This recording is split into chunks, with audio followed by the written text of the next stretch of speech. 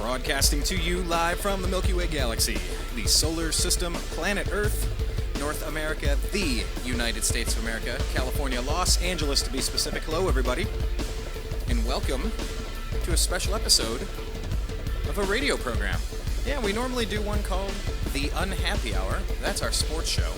We also do a show called Agree to Disagree, where you pretty much cover every topic under the sun. But this one is neither of those. This just is the new American media. How about that? We're going to be talking music today with Meytal Cohen. Ever hear of her? Follow the newamericanmedia.com on Twitter at American_media_. There you go, do that. Listen to that cool little creepy robot lady. Follow us on Twitter at American_media_. Also, Facebook, do a search for The New American Media. Space in between and like the page. Also, thenewamericanmedia.com on the right-hand side is TNAM Radio. That's where you click play to listen live. And please subscribe and leave comments and watch the videos, because it's like throwing a couple pennies in our wishing well. youtube.com/thenewamericanmedia. Now, yeah, we definitely do we do a series of music shows. We've been calling them unconventional. We go to the NAM convention, National Association of Music Manufacturers. Been to Nashville, Indianapolis, Austin, and every winter in Anaheim. Go out there. And my buddy Sean Flynn, he was the one that composed that song Metro. He was the drummer in my first band. Excuse me, not my first band. He was the drummer in the band that I moved from Ohio to Los Angeles with. I used to be the drummer of that band, and then I gave him my drumsticks, and he was the drummer, and then I sang for a little while. But I wanted to bring that up, one, because Sean was one of the original people that helped me get this show off the ground, get the website done with Ted Distel of DistelDesign.com. And he's also the one that would go to these conventions with me. You can look on our homepage of the New American Media. Go back to the music stuff. It's early, or you can look on our YouTube channel. But anyway, Sean was a very good friend, musician pal. That was us rebirthing our band with Johnny Rabb, R-A-B-B. Currently on tour, I believe, with Collective Soul. One of the years he was named World's Fastest Drummer. And we composed it to be like a drum opus. Sean died in a motorcycle crash a couple years ago, shortly after we got things going. And one of my buddies just had a friend get killed in a motorcycle crash. So, you know, as I'm rethinking and reliving all of my music experiences, I'm obviously thinking of Sean, my good friend who's no longer with us, and how, you know, we worked on the unconventional. So we went to the conventions and we called it unconventional. But yeah, I've been doing that for years, like talking to Wayne Static and Fieldy and Henry Rollins and Monkey, and those guys are both from Korn. Kenny Wayne Shepherd. I mean, it's just like every time you turn the corner, you're seeing somebody else. You're like, wow, I got to talk to this person. So yeah, just my piece of advice to you: please don't ride a motorcycle, and if you do, take it real easy. I just had to do that because now I'm thinking about it, and that's that. But we're here today because one of our friends, Alex Freeman, of the Fifth Column, thefifthcolumnnews.com, he said, yeah, we should do an interview with Meytal Cohen. I'm like, oh, man, I've seen a bunch of those YouTube videos because I am a drummer. I love percussion, whether it's hand drums or full kits, whatever. And, of course, I like hard rock music as well. And so, anyway, we kind of set this show up. Once again, it's not Agree to Disagree. It's not the Unhappy Hour. It's just a show where we can talk about stuff. So let's do this. Without further ado, why don't we go ahead and call Alex Freeman, get him into the program, and we'll get things set up. Shall we? Yes, we shall. See, now, in theory, we would have set this up before the show started. However, it's just not how I roll. I mean, that is if he's going to answer. Of course, that always makes for wonderful contacts.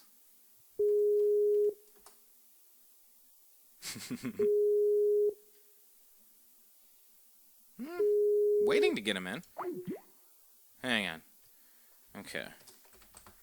See, because I'm the producer and the engineer, which is pretty fun. And so, you got to get people all ready to go. I don't usually get them beforehand. It's just, there we are. Hey, there he is. Welcome to the show, Alex Freeman. Am I on the air? You are live on the air, good sir. Thank God. I hear rock and roll. Morning, everyone. I hear rock and roll in the background. What is that? That's Rock Band. Yeah. Well, unless we want to hear it the whole interview, we need you to not play Rock Band for a moment. Alex, welcome to the show, man. You have been on the program for our Agree to Disagree show a couple of times now. We met through the Solutions Institute. And before we get Meytal Cohen into the program, why don't we kind of hit reset for a moment here and just kind of refresh people who you are, where we've come from, what you're currently working on, and then how this interview came to be. Well, as some of the listeners may know, my name is Alex Freeman. I am a journalist with the Fifth Column News. I am a writer and an avid heavy metal fan. A little bit of the background that a lot of people may not know is that the way that I got involved into networking through social media and such across the country and across the world is I was bored in my office job one day and started YouTubing videos. And being the heavy metal fan, I started looking for variations of certain songs that I liked, and lo and behold, I find Meytal Cohen playing Tool and Slipknot, and the lady is absolutely badass. And her videos led to anonymous videos, led to all sorts of other things, and 3 or 4 years later, here I am, I'm talking to you on the air. Down the YouTube rabbit hole. How many of us have been there at 4:17 in the morning and you got work the next day or something important, you're like, still watching videos, must consume more media content. Yeah. They just keep suggesting things that I want to watch. It's like they know me, man. I got this relationship with Big Brother. You don't even know. It's like, we're like this. Yeah, pretty much.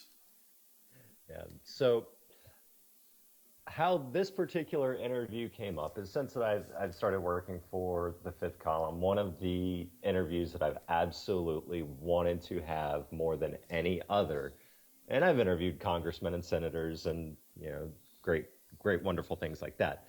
But I wanted to interview Meytal Cohen because her rise over the last several years through YouTube and other social media has, to me, been incredibly inspiring. Not only her talent, but also the way that she's moved to this country and made something of herself through the social media that you and I both use every day. There's something to that. That's a special story. Not everybody gets to tell it. Not everyone has that story. And here recently, just within the past week or two, she has released her first album. And so this has been a great opportunity to invite her on and introduce her to some of the connections that you have and some of the connections that I have that even within the past couple of months are just now discovering Meytal Cohen. And so, given the opportunity, thought it'd be a great chance to introduce everyone to her and find out what she's about. Maybe she has some tips and tricks and insight for the rest of us trying to make it out in the social media world. I wonder if some of that advice might be kind of like you said, to borrow the phrase, to be a badass and to be easy on the eyes. That might be some of the tricks of the trade to YouTube stardom. It might help to have an actual skill. There are so many people I just can't. There are still people raping out there. Hide your wife, hide your kids. They raping. Oh, Antoine Dodson. I made that my. So hide your kids, hide your wife. He's raping everybody out here. You don't have to come. Wait, if I sing too much, I might have to pay royalties, and YouTube will flag this video for content. Your horrible, out of pitch, out of key singing has matched Antoine Dodson's single. Yeah, hide your kids, hide your wife. No, there's always those flash in the pans, the funny thing you see, and then there it goes. But yeah, I mean, I've been checking out, like you said, Tool. This girl playing along to Tool and playing along to System of a Down, and Slipknot, and it's just like, name your favorite hard rock band, and she's doing it. So, definitely, the music industry has completely changed from the days when I was aggressively pursuing a career in music myself. It's what instrument did you play? Well, and you missed the intro. I kind of, in the intro, I was referencing my buddy, Sean, who was the drummer, and he was the drummer of my band because I gave him my drumsticks, and I said, we don't have a singer, I'll sing, I know you're an awesome drummer, you can drum as good as me, and he was in a Tool cover band. Go figure, now we've come full circle. Go figure. Yeah, dude was incredible. We were both good in different ways. He was really technically amazing, and just all those different time signatures of Danny Carey, who I was fortunate to meet at the Mint at a show last year. But I'm a drummer naturally, and I try real hard to be the best decent singer possible on occasion, especially on karaoke night. But so we've done a lot of these interviews and stuff at the NAMM show, and now it's time to do another music show, and let's bring Meytal Cohen into the program. I think that's what this moment calls for. Yes, let's.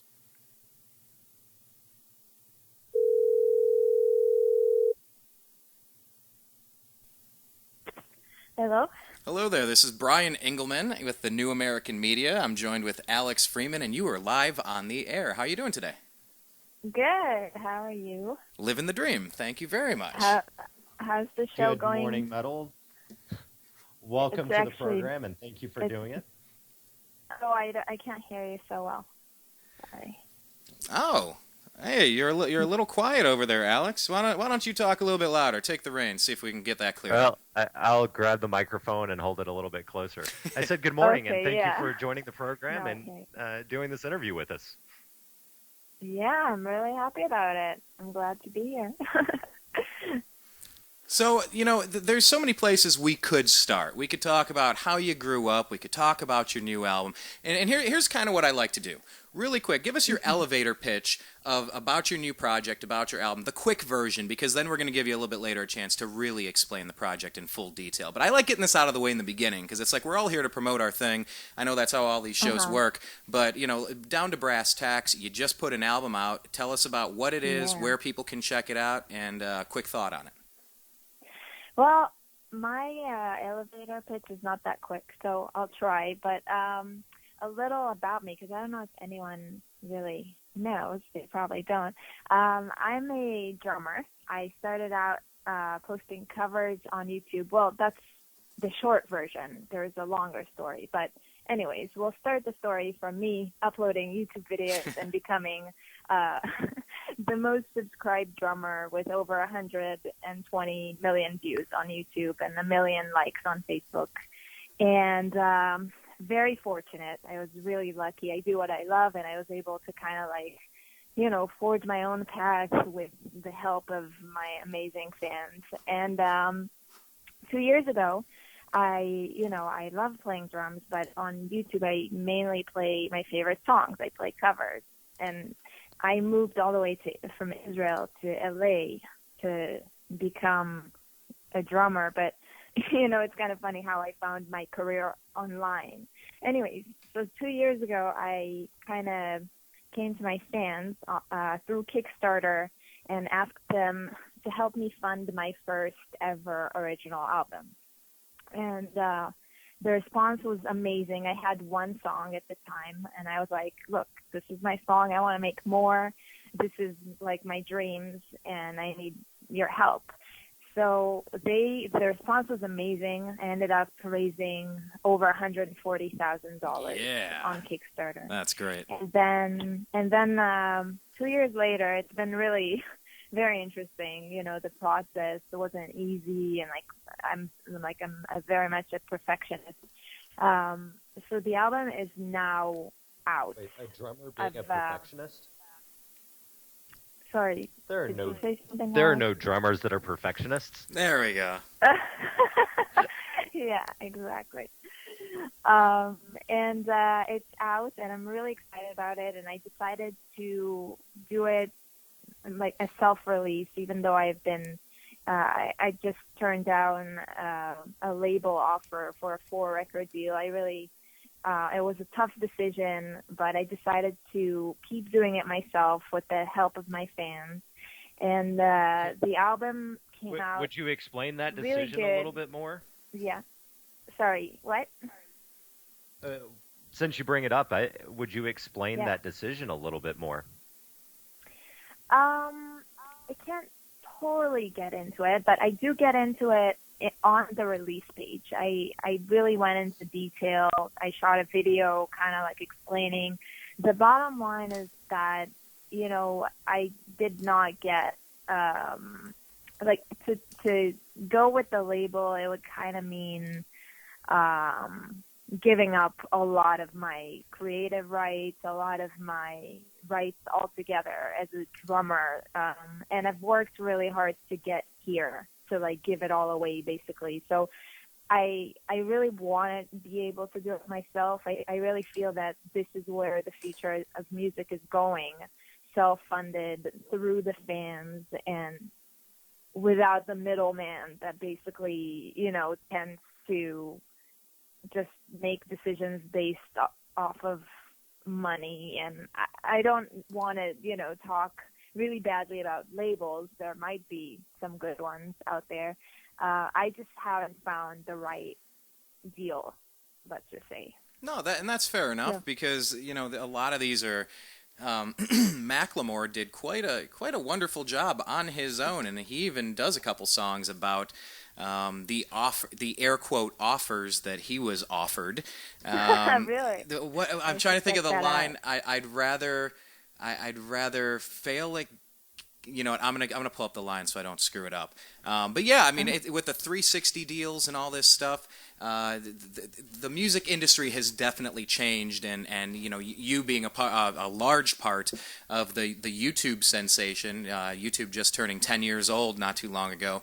It's a totally different way for artists to get their music out there directly. They don't need the distribution that they once did. There's ways that overnight sensations can hit, and I want to get into all that in a little bit more detail. But first, if I could, but your homepage. Where's the best place people should check out your stuff, check out your album? And then I'm going to toss it to Alex, and we'll kind of go over the actual story, the full version of where you're coming from with this. Where the best homepage for you? All right. So I would say my website, meytalcohen.com, but your listeners probably would have an easier time just clicking Meytal, which is spelled like metal, only with a Y. So Meytal. And if they just Google it, they would find my everything. Yeah, I'm on your page right now, and it bounced me over where I'm at, alchemy.meytalcohen.com, looking at the limited silver edition of the album with some really cool art. Who did that artwork, by the way? Cameron Gray. He's a genius. He's from Australia, and I can't believe I found him. I'm so in love with that piece of art. I just can't get over it. Are you familiar with Alex Gray at all from all the Tool albums? Yeah. There's a little bit of similarity to that vibe. Totally different, but a similarity. And they have the last name. That's like such a weird coincidence. They don't exactly spell it right, but that was my first question. Is there some kind of like a, you know, and he said that a lot of people think that he's his Alex Gray's son. Like a lot of people ask him, but no, not related, but equally as awesome. Yeah, well, it is cool. Check out the homepage, meytalcohen.com. I'll toss it back to you, Alex. Why don't you kind of set the stage here for a minute and kind of walk us through by kind of building up how she got here right now, if that's all right with you. Well, sure. I've been following your career for several years now. It has actually inspired my own online work in a various strain. That's amazing. But I know that you came from Israel to LA to follow this career. And a lot of the outlet that I work for, the Fifth Column News, a lot of the readers of the Fifth Column News would love to hear some of your insights as to why you left Israel, aside from drumming, why you left Israel to come to the United States, or what were some of your experiences while you were there? Israel is always going to be my home. My entire family is there. I grew up there. It's my first language, Hebrew. But as far as artists go and musicians, there's not a lot of opportunities, to say the least. Like, even the famous ones are like doing really badly. And especially with the genre that I like, which is metal, it's just it's like such a small niche that there's really no place to grow at all. So that was, the reason, mainly because I wanted to come here to go to a music school. That was like the initial idea. I didn't really know that I'm gonna, stay here, but just things kind of rolled in that direction. One thing led to another type of thing. Sure. But my family, they're all doctors and lawyers, and I'm the seventh. So it's a really large family. My dad died when I was in second grade, and my mom, it was like really important for her that everyone went and studied in a university. Like, she basically picked a profession for each one of my brothers and sisters, and I was supposed to be a doctor. And I feel like because, I was the seventh and she already like did well with everyone else, she was more lenient, and I could convince her like to just, I'm going to just try it out and see what happens. Well, passion goes a long way to not only persuading others, but also to making an impact and making a difference in the world. You've had a press picture out for a few years of you while you were serving in the IDF with another girl, but I don't know that I've ever seen an explanation of who that was. Is that one of your sisters? No. It's just, it's the only remaining photo that I have. I lost everything because I'm just like a scattered brain, and I lose every picture that I was ever taken. So it's like the one that I have, and I actually just was talking about it like last week, thinking how weird it is that this girl is just like next to me, how random it is, because I'm not in touch with her and I haven't seen her in like over a decade. She probably doesn't even know what I do or where I am, but yeah, it's just the one photo that I have, so that's why. What was your time in the IDF like, if you don't mind me asking? In the beginning, I was really disturbed by the whole notion that I have to go to the Army, and I was kind of like into metal and I was into drumming. I was just starting out, and then suddenly you kind of are stripped from all your individuality to go to the Army. So that it wasn't a great experience to begin with, but eventually I would say that I met some of like the best friends, and I really grew. I feel like here in the U.S., kids at the age when I went to the Army, and everyone does, go to college and they like play beer pong. Like that's something like that. I don't know exactly because I haven't lived it, but it seems like they mature much faster in Israel just because of that. In a wider, it seems like at least in those circumstances, there are a lot of other forces that accelerate that maturing. I mean, exactly. it's not an easy place of the no world choice, to be in the military. For sure. Did you see while you were working on working with the various record labels to try to find a contract, did you see any sort of parallels between that joining of the IDF and having your individuality stripped away? Did you see that coming out a little bit in some of the contracts that were put in front of you? That's interesting. No, I don't. I've never made that connection. But yeah, now that when you say it, maybe it could be. Yeah, I mean, Yeah. because if I remember the press materials correctly, or your story on the website correctly, you say that part of the reason that you continue to publish independently and crowdsource the funding for this project, it was because the record labels were going to maintain ownership of all of the music and all of the creative work. Yeah, that's the thing that most kind of bothers me, that, you know, my fans paid for it, not the label. So it seems kind of, I don't know, it just doesn't seem right that they would own it. They would put their logo on it, and it's like theirs. All the merchandise, publishing, all of it.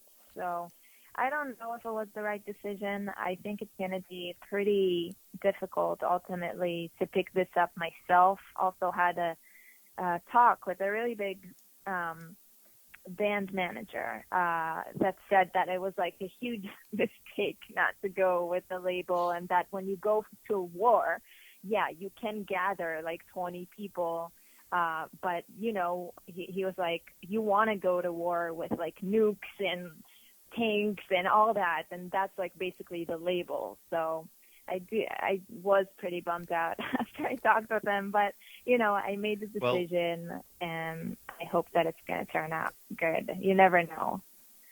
Well, let me offer a different side of that. I'll lay off the tough questions for a minute and say this. Okay. Your videos started me off on a career that I absolutely love. I'm excited about it every single day. I have no problem working 18 hours a day with it. It got me out of a suit and out of a cubicle and out into the world doing something that I'm passionate about. That's and that amazing. was several years ago, over 3 years ago. I think at the time you maybe had 15 or 20 videos on YouTube. Wow, that's amazing. I had no idea. Even in the past month, I still have people on my Facebook page and my Twitter page that are just now discovering you and are absolutely awestruck. That's and amazing. Every single one of them is or has incredible admiration for what you're doing. They are all, whether they're financially supportive or morally supportive, all behind you in producing this album on your own, crowdfunding it, and working directly with the fans, because the fans are as much of a part of the music as the creators of it. Totally. For sure. So, for what little it's worth, I hope that takes away a little bit from what that band manager said. Yeah, that's very encouraging. You know, that's what it's really about. I can't believe I was able to inspire you to follow your dreams. That's amazing. Is the show doing very well? I don't know anything about your guys' show. Well, this is Brian's doing show. Well? No, in January of this year, another couple of journalists and I got together and we started a news website, an online adversarial and investigative journalism news site called the Fifth Column News.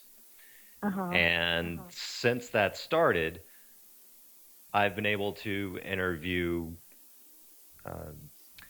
Lawrence Lessig with Creative Commons, for instance, or a couple of U.S. senators, a couple of U.S. congressmen, and I've worked on some pretty big stories. That's amazing. Since starting the Fifth Column News, one of the interviews that I've wanted to have was with you. And because your story is so amazing. And one of the things that actually helped me was that, as cheesy as it is, on Facebook I would do a little radio show, for instance, and just play random music, and I would share your videos all the time too. But through the course of doing this, I found other musicians across the world, from Ecuador and South Africa, from here in the United States, that are all trying to do it on their own. every single one of them. And I really hope some of them are listening. One in particular is an absolutely amazing guitarist, plays the drums and bass as well, records every single track for the album himself. That's amazing. And amazing.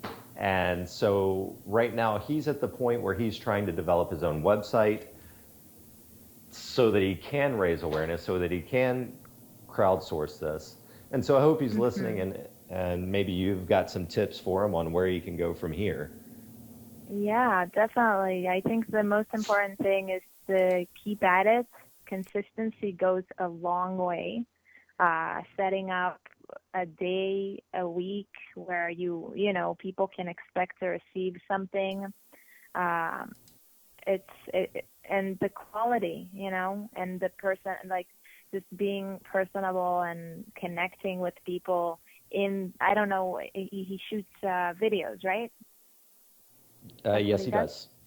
He actually did one recently. The way that the video feels, I like to make it, just more personal than overly produced. I think that is very important.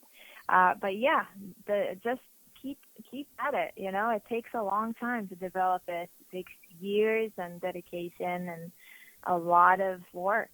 But I really believe that hard work and dedication goes a really long way.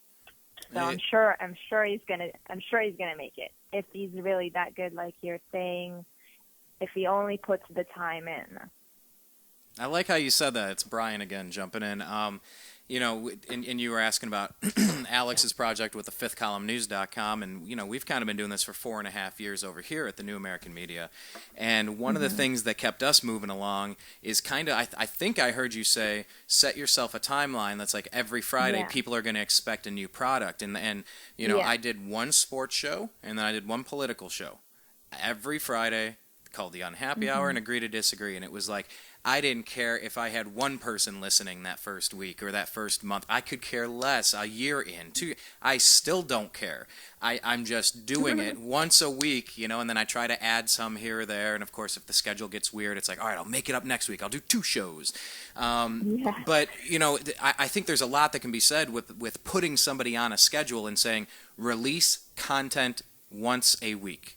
I think it really forces you to stay focused the whole week, and at least, even if you put it off 6 days, it forces you to get creative on the 7th day and do something. Did you find that experience to be particularly true as well?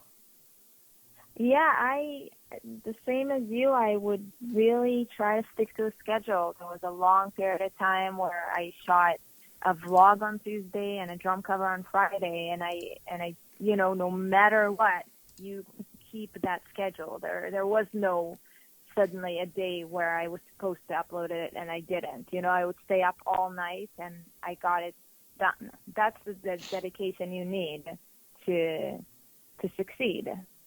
Well, and if you love it, then isn't there an experience you had where you were shooting all day, left, and then went back to the studio to reshoot it? Yeah, there are a lot, because I started out picking songs that were really way out of my league, I feel like. I always pick things that really challenge me. But then during the first even year or two, it was so hard for me to to understand what the drummer is playing, So I would take weeks to learn, in the very beginning, one song over and over again, like half a bar, not even, just looping it and over and over again until you get good at it. And it just, it takes time. And it wasn't easy, and it's not always fun, but you have to keep at it. Eventually it pays off. Hey, I wanted to bring this up. Jimmy Iovine, he's Interscope Geffen, A&M Records, Universal Music Group. He is the name of the song by Macklemore. You want to talk about somebody who stuck with it for a while? I pulled this lyric up because I was going to annoy myself by screwing up like the final two lines, which are the best part. But I wanted to get this out to you because, dude just won a Grammy for, he released this on his own. He had the chance that you had, and he wrote a song about it. I won't bore you with the first part, but toward the back he said, this is Macklemore, he said, "We've been watching you, so glad you could make it. Your music, it's so impressive in this whole brand you've created. You're one hell of a band. We here think you're destined for greatness. And with that right song, we all know that you're next to be famous. Now I'm sorry, I've had a long day. Remind me now what your name is?" That's right, Macklemore. Of course, today has been crazy. Anyway, you ready? We'll give you $100,000. After your album comes out, we'll need back that money that you borrowed. So it's really like a loan? A loan? Come on, no, we're a team, 360 degrees. We will reach your goals. You'll get a third of the merch that you sell out on the road, along with a third of the money you make when you're out doing your shows. Manager gets 20, booking agent gets 10, so shit, after taxes, you and Ryan have 7% to split. That's not bad, I've seen a lot worse. No one will give you a better offer than us. Then Macklemore right here, he says, I replied, I appreciate the offer. Thought that this was what I wanted. Rather be a starving artist than succeed at getting fucked. And that's how the song ends right there. It's one of my favorites. Wow. Yeah. That's amazing. That's so accurate. Oh my God, I have to check that out. No, I just thought it was funny and I wanted to... If you're still doing covers, that might be your next cover. Yeah, maybe. Yeah, it's a pretty dark song. He's just so sick of it, and he's sneaking past security in the second. I think he's like going in there to steal his contract to rip it up, and then he gets confronted by this buffoon that doesn't even remember his name, and he's just feeding him endless BS. But anyway, I'm going to step aside again. Alex, I'm going to hand you the baton. Please continue, good sir. I'm actually kind of curious as to what your favorite cover is that you've done. And then follow that up with what is your favorite song off of the new album? My favorite cover would have to be Eyeless by Slipknot. That was really cool. I shot it in Canada, and there was like this GoPro rig of like 16 GoPros all around me or more. Can't remember, but it has that bullet effect, and I also always loved that song. Like it's one of the songs that made me start drumming, So it was really awesome. Also, 46 and 2 by Tool on the Mountain. Although I believe right now it's for some reason not showing up on YouTube. I don't know. I need to check on that, but it's on Facebook if you want to look for 46 and 2. And my favorite song off the album, there's so many, and they're all like my children, so it's really hard to say, but I would say Everybody Hates You Now, most likely. I think it's probably the best one off the record, although Nothing, like the song called Nothing is also a really, really good one, and you can see that one on the release page, on the launch page. We shot a little music video. You probably saw that. And I strongly, strongly urge everyone that's listening to this to go check that out. Again, it's at alchemy.meytalcohen.com. Hey, let me try something here. Hold on. Let me see if I'm trying to see, because we normally just have one caller or guest on the program. Now we got one through Skype and we got one through our studio line, and I'm curious to see how this works. Usually how it works is if I play the song, it will be listenable for everybody. However, since it's going to be looping through Skype, it might be a total train wreck. But if I press play on this video that you have here on your homepage, we're going to get to hear some music here, right? You got a little bit of an intro, and then it gets to some rockin', correct? Yeah, I'm talking a lot of the video, so I'm not sure if that would be later. Did we hear that? I heard rockin'. I heard a rockin'. She's like, yeah, I'm talking a lot. I don't know if that's going to be interesting. I'm like, all right, fine, let me forward. With my headphones in, that was at ear bleed, and I'm okay with that. Yeah, you're a Slipknot fan. Maynard would approve. Corey Taylor would approve. All right, here, let's just play a little bit of it, if we will. Okay. What's the name of this song here? Nothing. That one is Nothing. Nothing. All right, here we go. Let's. I'm taking it. You guys can hear it. I Never been here before. There's something I can't deny that chains me down.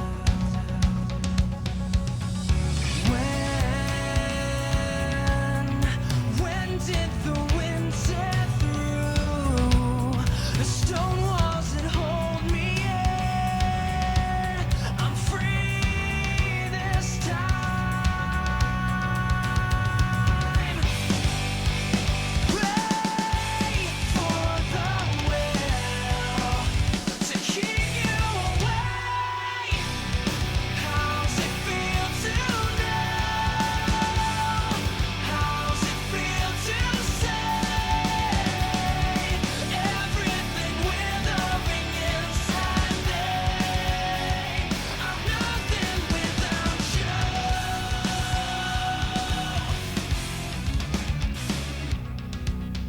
Making this album has been the most And then there you're talking about how awesome the album is. Actually, I was playing that going, I wonder if YouTube's going to flag this video because I'm matching third-party content, and then it's not going to allow for distribution rights in Malaysia. How funny would that be? But really, it's such a world with copyrights. We've had to battle our share of things when you play a little snippet of something. And I don't know if you followed, Happy Birthday is now maybe up for public domain use after years of making a few million off of charging licensing fees. Now, I guess that leads me to my next question. Are you already linked up with an ASCAP, with a BMI? Do you already have a team to kind of go about doing this on your own? Or it's pretty much just been product-driven, and now you're building your team to kind of build an empire on your own, minus a record label? A lot of it is me and Lior, my boyfriend. He's been helping me with all the technical sides. I couldn't have done this without him, literally.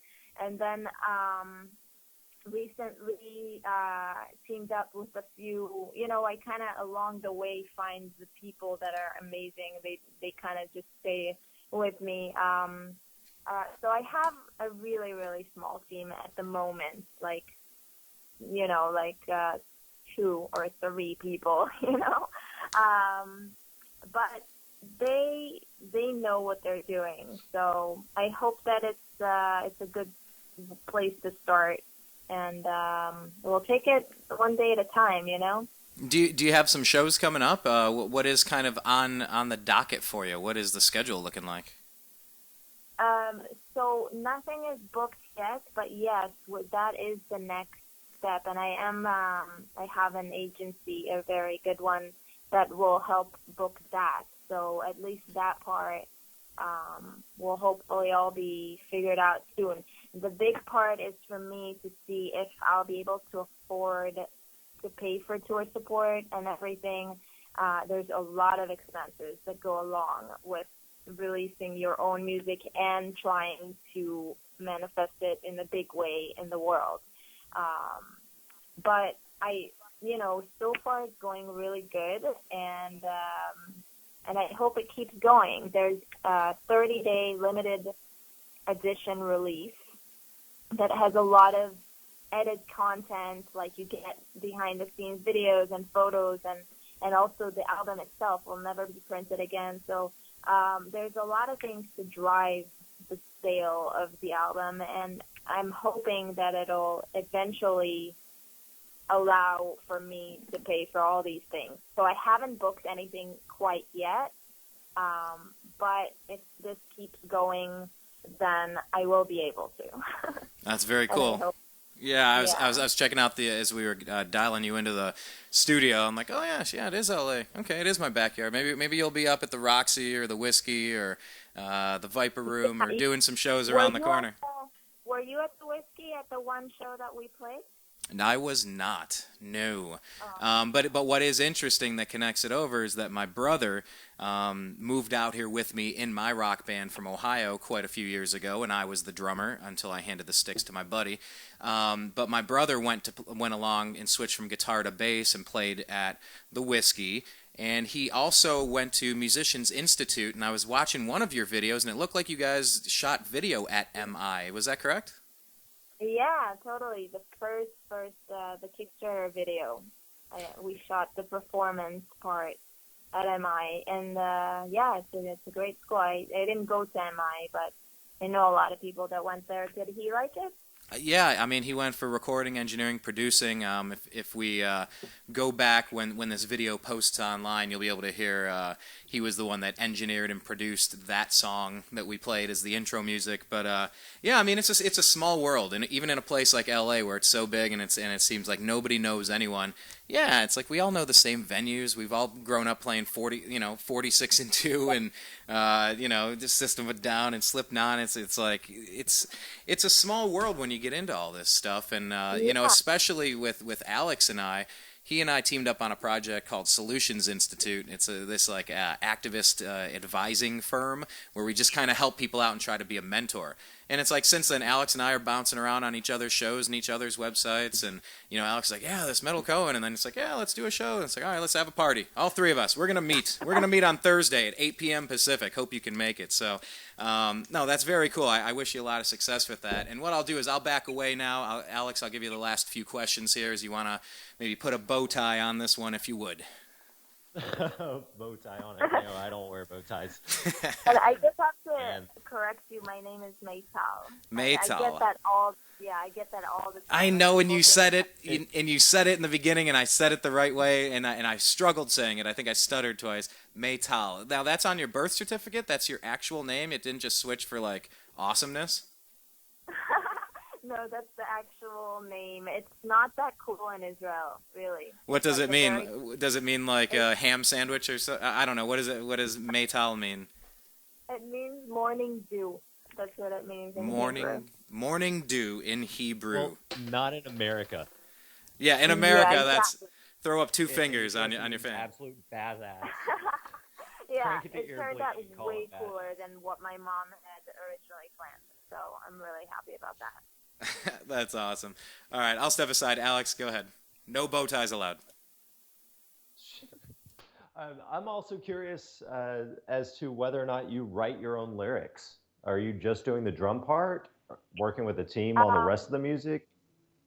So the entire album was co-written by me and my producer, Sahaj Chikatin. He actually was the singer of a band, or still is, of a band called Raw. They were signed with Universal back in the day. He's a very, very talented person, like one of the most talented. So wait, I'm sorry. Did you say Ra? Yeah. What was that? What was that big song that they had? What was that called? Supernova. I really don't know. It was a song called actually, Supernova, and then they had another one called Don't Look Away, or Don't Turn Away. Man, okay, I'm not as familiar with that band, but like it came up on my Pandora, and I was like, oh my lord, this song is just awesome. Okay, I'm sorry. I just had to jump in and make sure I heard that right, because now I'm going to look it up and remind myself. I think it's just he's a brief amazing, EP and he's that went actually famous. featured on one of the songs. Do you have the album? So I've got all the downloads off of it. What? Oh, you mean your album? Yeah. I do not. As of yet, I do not. You could change that, though. You could send me the link. Yeah, I will as soon as we're done. One of the songs, Behind These Walls, he sings on, and it's amazing. He's an amazing singer. So as far as the lyrics, I'm more active on the lyric part, and then the melodies, I sing to him what I hear. Like, I'm very critical, and I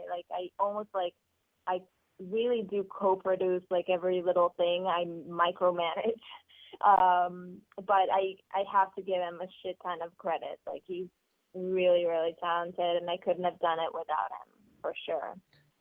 And who wrote all the lyrics? So we co-wrote it, me and him. Co-wrote everything. Okay. Yeah, it's like I heard it's co-wrote all the music. I didn't catch the lyrics in there. I apologize. Oh, it's okay.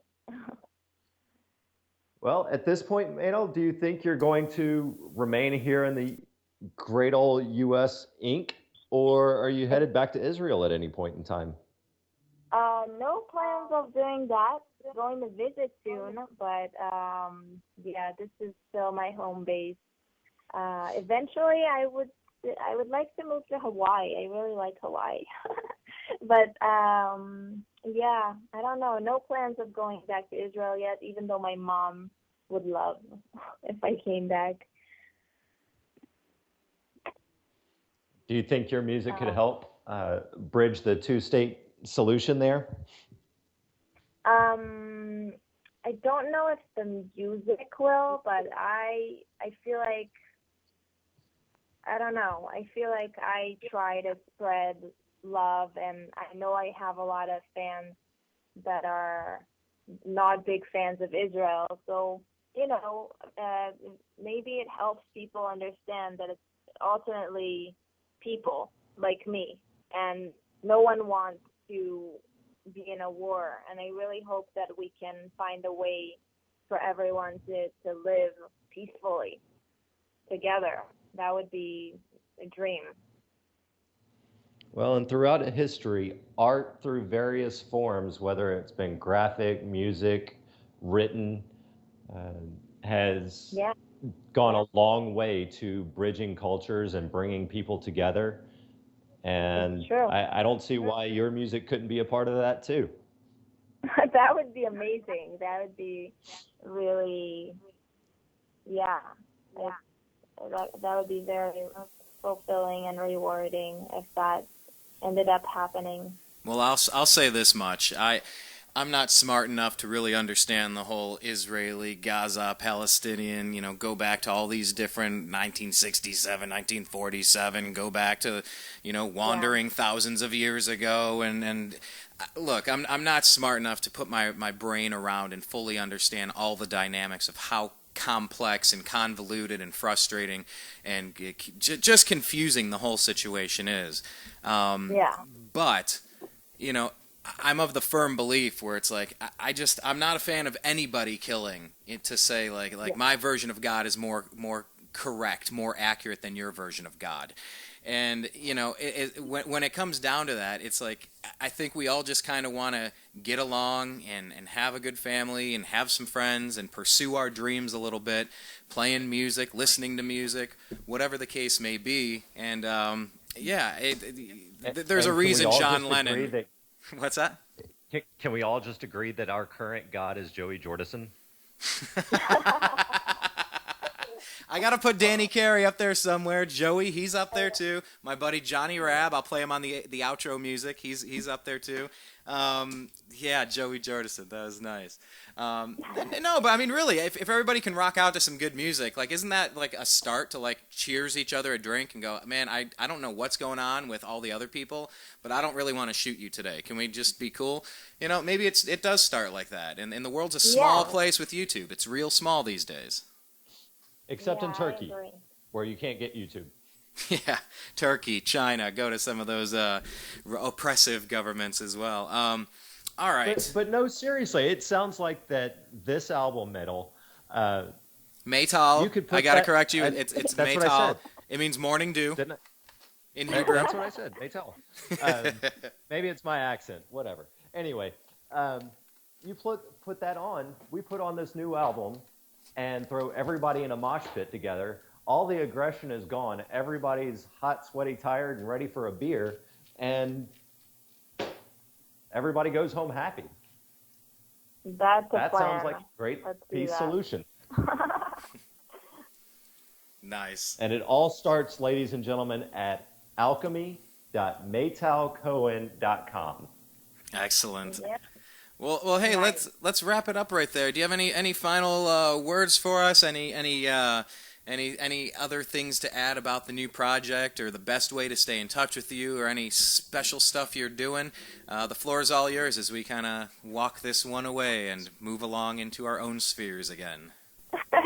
No, I think we pretty much sums it up. It would be amazing if your listeners can go and check it out, the whole story, and follow me so you can be an ongoing part of my, everlasting growing process. And that's it. That's basically it. Thank you, guys. Thank you so much. It's been a really awesome interview, and I wish you a lot of luck with your show. I'm sure it'll keep growing, and I have no doubt that it's going to just be amazing for you because you're really good at it. Well, thank you very much, Alex. Since you were the mastermind behind this project, I'll give you the final word on our way out the door, sir.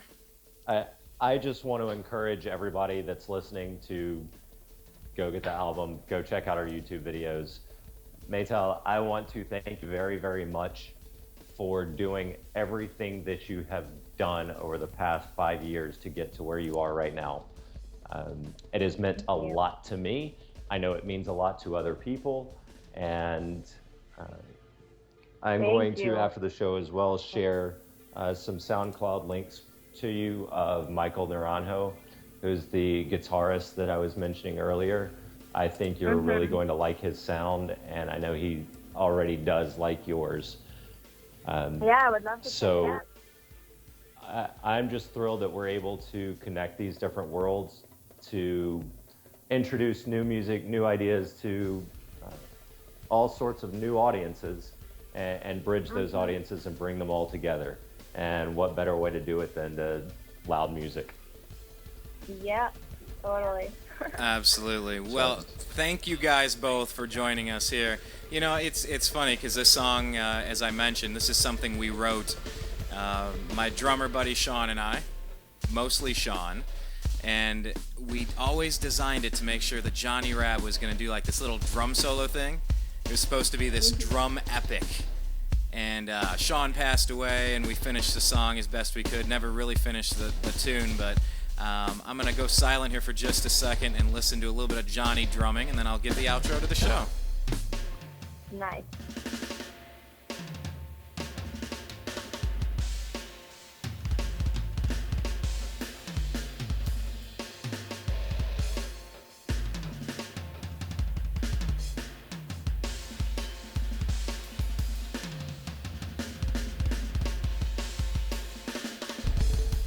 And yes, with good music, all things are possible. With good music, life is good again. And I'll tell you what, sometimes I have moved so far away from that version of me playing music that I forgot that he used to reside inside of me. But, you know, thanks to Alex, thanks to Meytal, which means morning dew in Hebrew, and that rhymes, you can start a song with that. Sometimes you get back to your roots and you kind of remember what you were put on this planet to do, and some of it is to speak, some of it is to listen, some of it's to have fun, some of it's to be serious. But that's what this is all about in the YouTube age. Check out Meytal. Check her out online, you know? Only 120 million other people have on YouTube. And make sure you check out Alex Freeman at thefifthcolumnnews.com. So my name's Brian Engelman, signing out for everybody here at the TNAM Radio Network. Check out our homepage, thenewamericanmedia.com. Subscribe, youtube.com/thenewamericanmedia. On Twitter, we're at American_media_. And find us on Facebook. So for everybody out there, I appreciate you. I love you. We'll talk again soon. Peace.